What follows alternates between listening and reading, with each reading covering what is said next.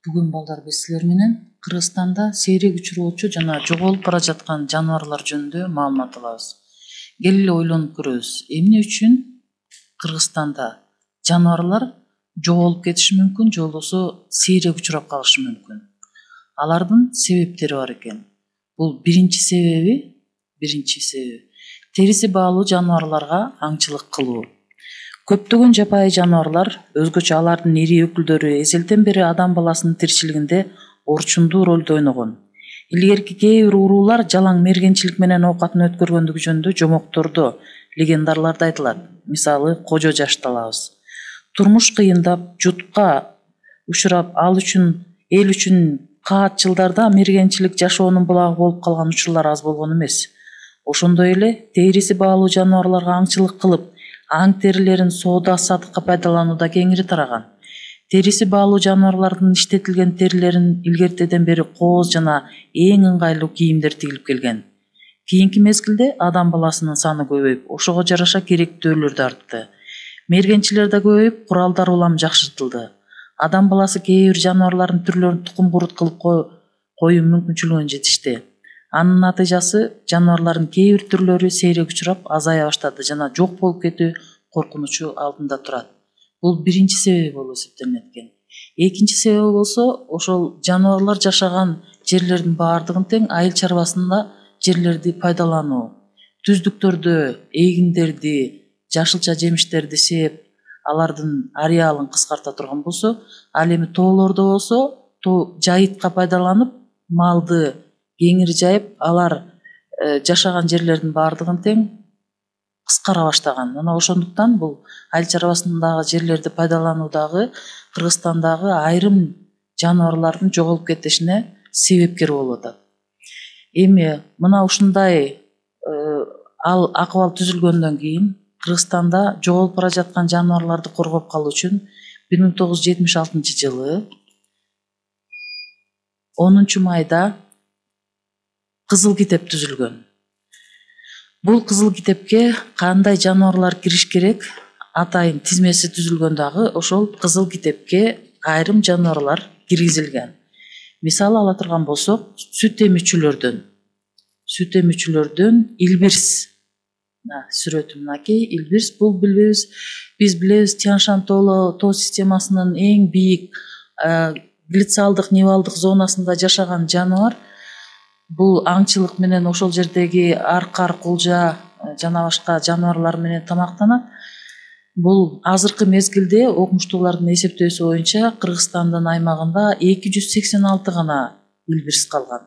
Демек, бул ушунча жылда 286 түрү калгандан кийин булар улам жылдап барган сайын азайып отурат да, бул дагы жоголуп кетүү коркунучунда турган жаныбарлардын бири. Экинчи түрү бул аркар. Биз көп эле көрүп жүрөбүз, бул аркар. Айрым учурларда аркардын мүйүздөрүн үйгө же болбосо дарбазага илип койгондорун көргөн учурларыбыз бар. Мына бул аркарга дагы көптөгөн аңчылык кылуунун натыйжасында булардын тукуму ушунчалык азайган, ошондуктан бул кызыл китепке кирген. Тянь-Шань күрөң аюусу мына бөрүк жерде турат. Бул Тянь-Шань күрөң аюусу Кыргыз Ала тоосу, Күнгөй Ала тоо, Тянь-Шань тоолорунун көпчүлүк бөлүгүндө таркаган, бирок азыркы мезгилде күрөң аюунун 300 гана саны боюнча 300 гана калган. Бул дагы жылдан жылга өтө азайып бараткан уникалдуу Тянь-Шань күрөң аюусу болуп эсептелинет экен. Андан кийин бул Менспир сууру. Менспир сууру бул Талас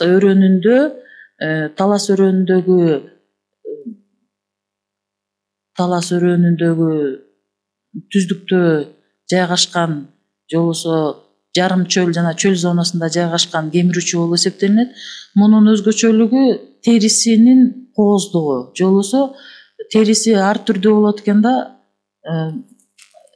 улам кышында, жазында куулуп турган жаныбар болот экен.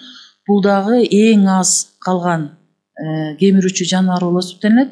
Ошентип сүт эмүүчүлөрдүн азыркы мезгилде 13 түрү кызыл китепке киргизилген. Андан кийинки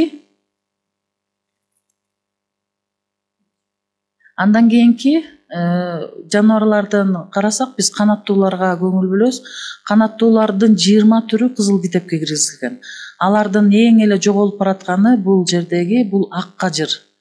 Бул жаратылыштын санитары болуп эсептелет. Жанагындай ооруп өлгөн же болбосо карлыгы жетип өлгөн жаныбарлардын калдыктарынын баардыгын тең булар тазалап жок кылып турат. Экинчи бул бүркүт. Бүркүттүн Кыргызстанда 300дөн ашык түрү бар. Бирок ошондой 300дөн ашык түрү болсо дагы Кыргызстанда бул жоголуп бараткан, же болбосо жоголуу коркунучунда турган канаттуулардын бири болуп эсептелинет экен. Андан кийинки сойлоочулардан ала турган болсок, бул сойлоочулардын 3 түрү кызыл китепке киргизилген. Бул биринчи Карелия сойлогу, кызыл жол сойлок. Бул жерде сүрөттө көрүп турабыз. Булар дагы жоголуп бара жаткан. Эмне үчүн булар жоголуп бара жатат? Анткени булар жашаган ареалдын баардыгын тең адам баласы айыл чарбасында колдонуп, ошол жашаган жерлеринен жоголуп бара жаткан дагы азыркы мезгилдеги эң чоң проблема болуп эсептелинет экен. Балыктан болсо мынакей Түркүстан жаяны, бул Түркүстан жаяны жоголуп бара жаткан балыктын түрүнө кирет. Бул бир түрү кызыл китепке киргизилген. Мунун өзгөчөлүгү эмнеде экен? Бул таза сууда жашайт экен, биринчиден. Таза тузсуз сууда жашайт экен. Тузсуз сууда жашайт. Анан бир өзгөчөлүгү балык сыяктуу мунун тышында жанагындай кабырчыктары болбойт экен да. Бул жылмакай балык болуп эсептелинет экен. Мына бул өзгөчөлүгү болуп эсептелинет экен. Мына бүгүн балдар биз силер менен Кыргызстандагы жоголуп бара жаткан жана сейрек учуроочу жаныбарлар менен тааныштык.